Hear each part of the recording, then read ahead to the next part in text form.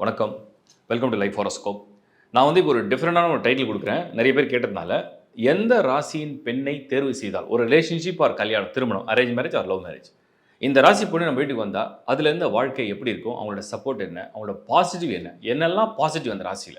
அதுதான் ஃபுல்லா பார்க்க போறோம். நெகட்டிவ் இன்னொரு பார்ட்ல பார்க்கலாம். எல்லாருக்கும் நெகட்டிவ் இருக்கும். நெகட்டிவ் இன்னொரு பார்ட்ல பார்க்கலாம். இதுல இந்த ராசி மேஷம் முதல் மீனம் வரை, மேஷம், சிம்மம், ரிஷபம், கடகம் அந்த ராசியோட பெண் நீங்க வாழ்க்கை துணையா தேர்வு செய்ய போறீங்க. இந்த வீடியோ நீங்கள் ஒரு ஆணாக இருந்தீங்கன்னா அந்த பெண்ணை தேர்வு செஞ்சால் என்ன ப்ளஸ்ன்னு பார்ப்பீங்க.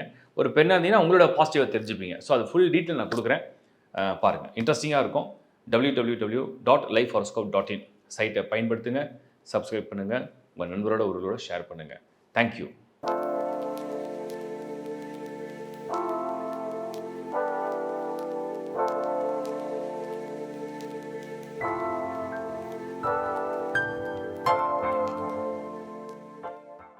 மகர ராசி. மகர ராசி பெண்களை பற்றி நான் நிறைய பேசியிருக்கேன். இப்பயும் உங்களுக்கு அதை பற்றி தகவல் கொடுத்துறேன். நிறைய ப்ளஸ்ஸை பற்றி முதல்ல பேச போகிறோம்.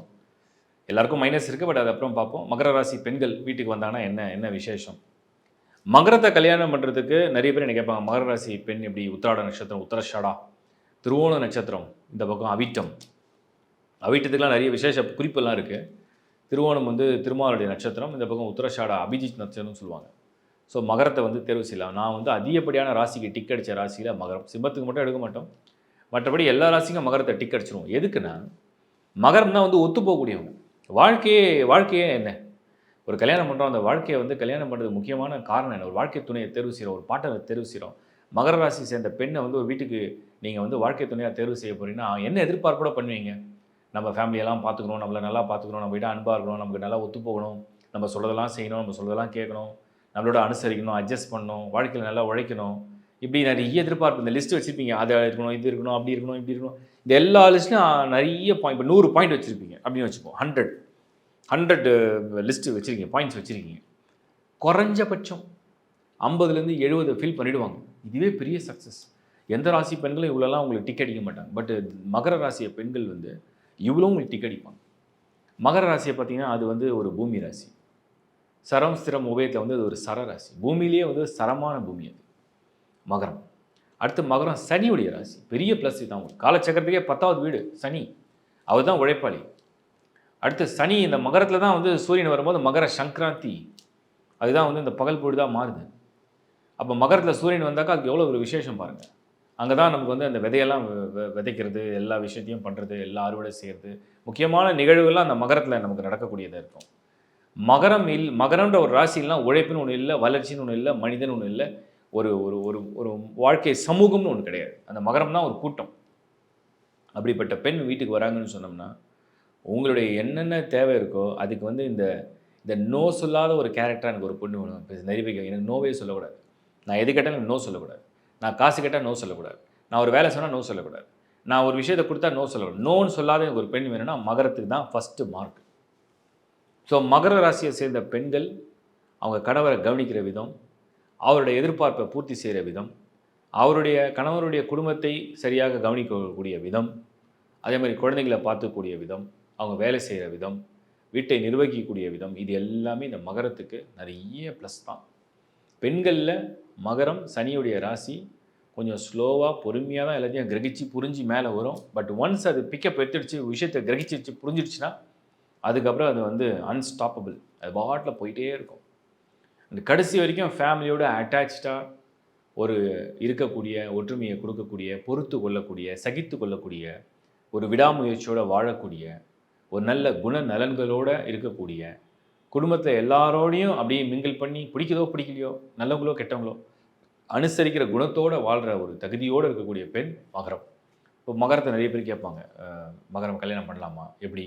இந்த பொண்ணோட இப்போ நிறைய ராசியில் நிறைய ப்ளஸ்லாம் சொல்லியிருப்பேன். நீங்கள் இப்போ சிம்மம்னா ஒரு அறிவை தருவாங்க, தனுசுனா ஒரு குறிக்கோளோடு வாழ்வாங்க, மேஷம்னா ஒரு எனர்ஜெட்டிக்காக இருப்பாங்க, மிதனம்னா ரொம்ப ஷார்ப் பிரெயினாக இருப்பேன், இப்படி நிறைய சொல்லியிருக்கேன் ஒரு ராசிக்கு.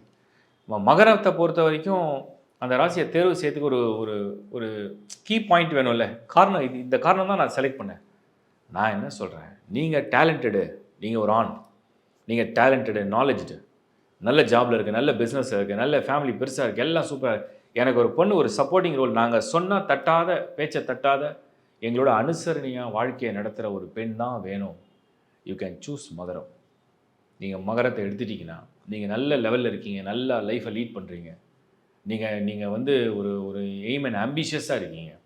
உங்களுக்கு வந்து ஒரு வாழ்க்கை துணை வந்து அப்படியே உங்களை தாங்கி பிடிக்கவும், நீங்கள் சொல் பேச்சை தட்டாத ஒரு வாழ்க்கை துணையாக உங்கள் குடும்பத்தை நல்லா பார்த்துக்கிறதுக்கும், ஒரு சலிப்புத்தன்மை இல்லாத ஒரு உழைப்பை கொடுக்கறதுக்கும், ஒரு உளமாற அன்போட உங்கள் வாழ்க்கையோட உங்களை பகிர்ந்துக்கிறதுக்கும் ஒரு பெண் வேணும் அப்படின்னா, அது மகர ராசியை சேர்ந்த பெண் உங்களுக்கு நல்லாவே பொருந்துவாங்க.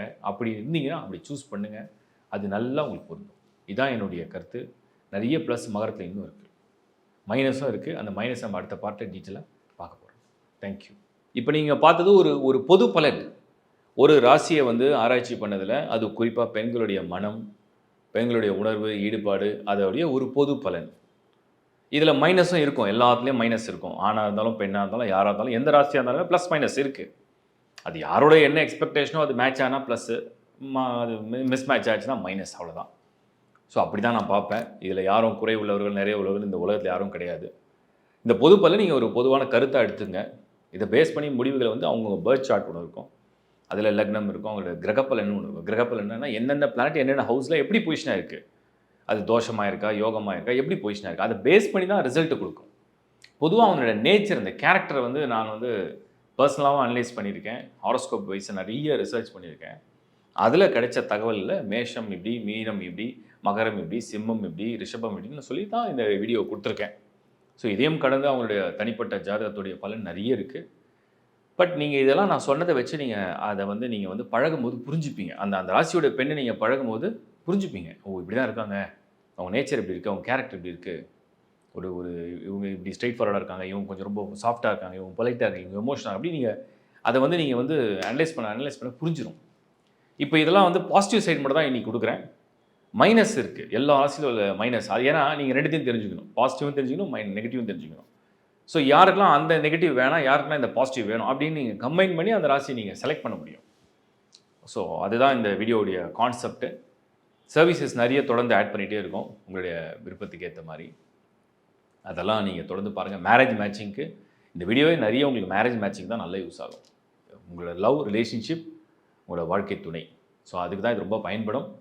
அது உங்கள் ஃபேமிலி யாருக்காக இருந்தாலும் ஷேர் பண்ணுங்கள். ஏன்னா அவங்க ஒரு மேரேஜ் அந்த ஏஜில் இருக்காங்க, அவங்க ட்ரை பண்ணுறாங்க, பார்த்துட்ருக்காங்கன்னா அது ரொம்ப பயன்படும்.